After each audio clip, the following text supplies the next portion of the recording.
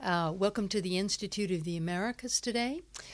We have with us Janine Schooley with Project Concern International. And what I'd like to ask you, Janine, is if you could tell us first, what are the conditions today in Haiti, and what are the immediate needs of the people there? Mm-hmm. Well, the situation in Haiti is still pretty grim. The city of Port-au-Prince, the capital, is, for all intents and purposes, destroyed. Buildings everywhere destroyed, infrastructure destroyed, the symbolic and real sort of seat of government, etc., kind of destroyed. Churches, the cathedral. I mean, so many things have really been either damaged or completely destroyed. So people are. It's this strange sort of combination of things. This counterbalance between people feeling probably traumatized and definitely displaced.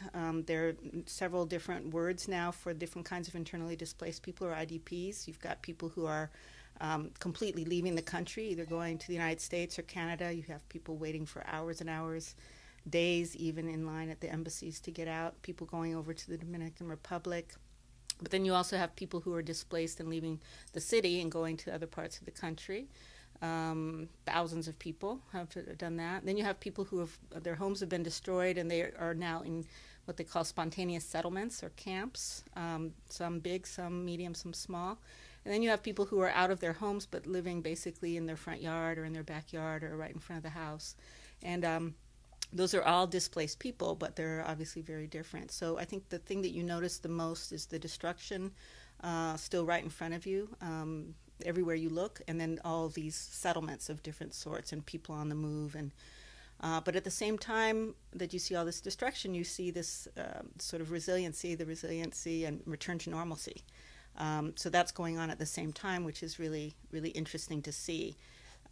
We were sort of commenting that about day 10 you started seeing women put on lipstick. Day 12 you started seeing men getting their shoes shined. How they could shine their shoes in that dusty, crazy place, I don't know, but they would be shining their shoes. So people starting to sell things, starting first with just small piles of whatever they could sell, and then bringing things in from the countryside. Stores even starting to open up, and you couldn't tell whether a restaurant or a hotel or a store would be open or not until you went. You just didn't know. It seemed like just hit and miss, random almost. But definitely this sense of coming back, trying to come back to some sense of normal.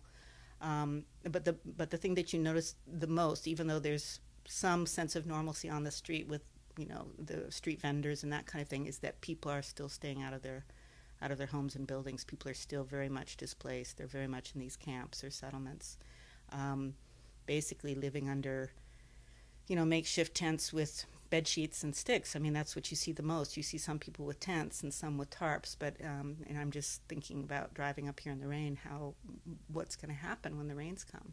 It's just, so I think that's what you see the most, are these displaced people of various sorts, and this kind of sense of normalcy trying to come back. Right. And what are the most, what is the situation now with the most basic needs that all human beings have? That is a situation with food and water. You've talked to us a little bit about the housing situation, but the food and water, which we know was so critical in those first days. Yeah, definitely.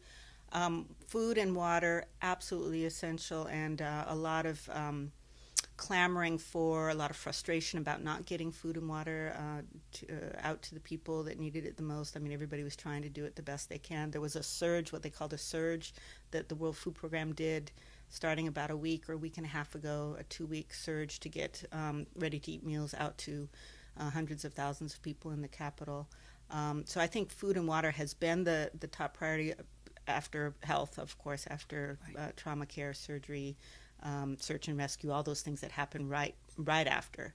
So the next would be the food and the water, but now it's really shelter and sanitation. Those are the two biggies. And in every situation report that we're seeing over the last week or so, those are the two biggies. I think health, food, and water have sort of gotten underway, but the shelter and the sanitation are really lagging behind. Okay, what are two scenes that struck you, both a scene of despair, but also a scene of joy, or sort of the remarkable human spirit in Haiti after this disaster? Just a couple of things. One is a juxtaposition of two nights of song. Mm-hmm. Early on when I was there, we were staying in a house sort of up on the hill of the canyon, but we had to stay on our balcony because that's the only place where we had some electricity. The rest of the house had no electricity, so because we were borrowing it from the neighbor through Right. an extension cord, so we could hear the singing down in the canyon. And there was basically, it sounded like a bunch of young men rapping. They were Mm-hmm. doing rap, but in very angry tones. And basically, I asked my colleague who speaks Creole, what were they saying? And she said, they were saying, we want food, we want water, we need, and we're not getting. Mm-hmm. Basically, was the chanting over and over. And then there were some, you sort of felt like, it could get a little ugly here. They were definitely angry, and so that was interesting. And then about a week later, heard some singing, a different kind of singing. It sounded more like families, like children, adult men and women singing, and they were singing the song that I always remember from Sidney Poitier's movie, Lilies of the Field. Yes. Amen. And so they were singing that, and it just felt so, just the tone of it was just so much more joyful.